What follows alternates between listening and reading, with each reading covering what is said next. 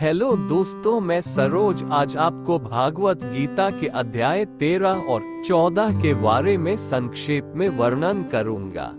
चलिए वीडियो को शुरू करते हैं।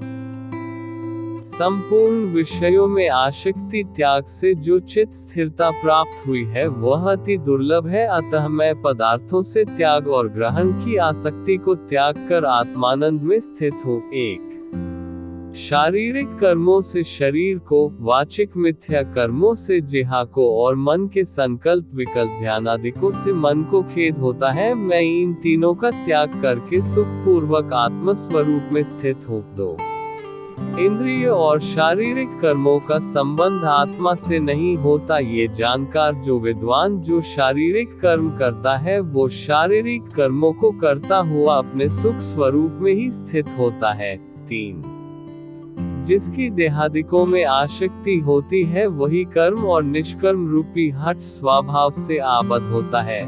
मैं देह के संयोग वियोग अहंकार और हठ से रहित सुख को प्राप्त हूँ। 4 मैं चलने उठने बैठने आदि लौकिक व्यवहारों में लाभ हानि और अभिमान से रहित हूँ।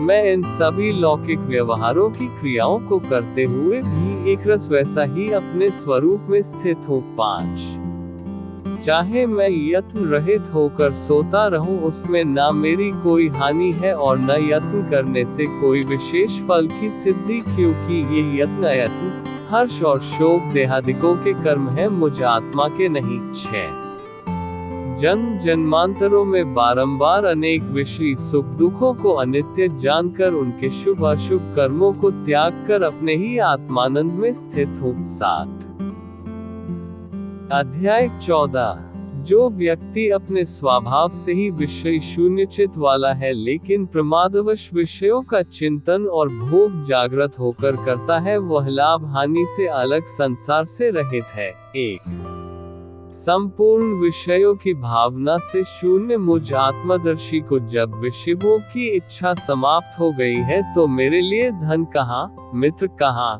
शास्त्र कहाँ और विज्ञान कहाँ।